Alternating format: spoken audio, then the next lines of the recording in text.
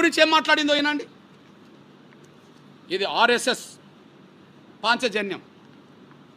ఒక రకం చెప్పంటే ఆర్ఎస్ఎస్ మూల సూత్రాలకు రూపమే పాంచజన్యం.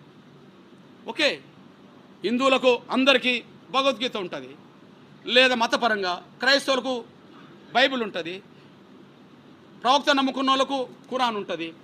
కానీ ఆర్ఎస్ఎస్ను నడుపుతున్న శక్తులకి, ఆర్ఎస్ఎస్ను ప్రేమించి అభిమానించే వాళ్ళకి ఇది ఒక మార్గనిర్దేశం చేసే వ్యవస్థ. ఇది పాంచజన్యం. ఇందులో ఏమన్నాడో చూడండి.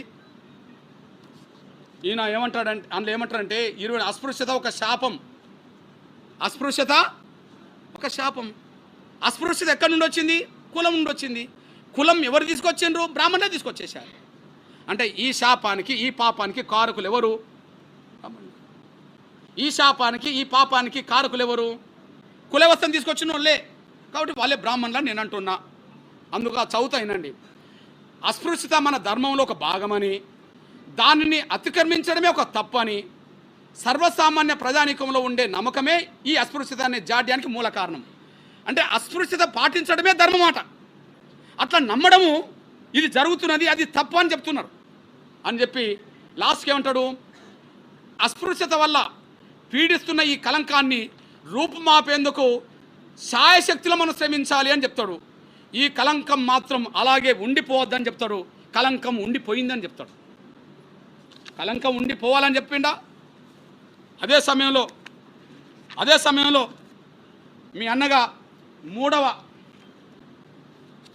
సంఘ సంచాలకులు మీరు చూడండి, సామాజిక సమరస సాధన. నేను అంబేద్కర్ నుంచి ఆర్ఎస్ఎస్ వరకు చెప్తున్నా. నేను అంబేద్కర్ నుంచి ఆర్ఎస్ఎస్ వరకు చెప్తున్నా. ఇప్పుడు ఆర్ఎస్ఎస్ మూల సిద్ధాంత గ్రంథంలో 3వ వ్యక్తి బాబాసాహెబ్ దేవరస్. ఈయన గొప్పగా ఏం మాట్లాడతాడో ఒకసారి వినిపిస్తా చూడండి. ఈ విషయంలో తప్పంతా విదేశీయులదని చెప్పి మనం మన బాధ్యత నుండి తప్పించుకోలేము. ఈ విషయంలో తప్పంతా చెప్తాడు చూడండి. మన పతనానికి క్రైస్తవులను ముస్లింలో నిందించి మన బాధ్యత లేదని తప్పుకోలేము. మన తప్పిదాల నుంచి కూడా ఒకసారి పునరాలోచన చేయాలి అని స్పష్టంగా చెప్పేవారు. సామాజిక అసమానతలు మన పతనానికి ప్రధాన కారణమని మనం అంగీకరించాల్సి ఉంది. ఎవరన్న మాట ఇది? అంబేద్కర్ అంటే బాధితుడు. మరి గౌరవ్ దేవరాస్ గారు ఎవరు? బ్రాహ్మణ్. బాధితుడు కుల నిర్మూలన కావాలన్నాడు బాధితులం కనుక. మరి కుల వ్యవస్థ సృష్టికర్తలు అనబడుతున్న బ్రాహ్మణ్ నుంచి ఎదిగిన మేధావులు ఏమన్నారు? సామాజిక అసమానతలు మన పతనానికే కారణమని చెప్పి అంగీకరించాల్సి ఉంది. వర్ణ భేదములు, కుల భేదములు, అస్పృశ్యత మన సాంఘిక అసమానతలకు ప్రధాన సాక్ష్యాలు. సాంఘిక అసమానతలకు ప్రధాన సాక్ష్యాలు. ఇవి నిర్మూలించాలని చెప్పి వాళ్ళు కోరుకున్నారు. అంబేద్కర్ నుంచి మొదలుకుంటే ఆర్ఎస్ఎస్ వరకు పంచజన్యం. అంబేద్కర్ మొదలుకొని ఆర్ఎస్ఎస్ వరకు కోరుకున్న దాంట్లో ఎవరెవరు ఈ నిర్మూల కావాలని కోరుకున్నారు చూడండి, పెట్టినోళ్ళు కాకుండా. అస్పృశ్యత అనే జాడ్యానికి మూల కారణం మతపరమైన ఇట్టి వికృత భావం. ఏ భావం? మతపరమైన. ఏ మతం ఇంక వాళ్ళే చెప్పాలి.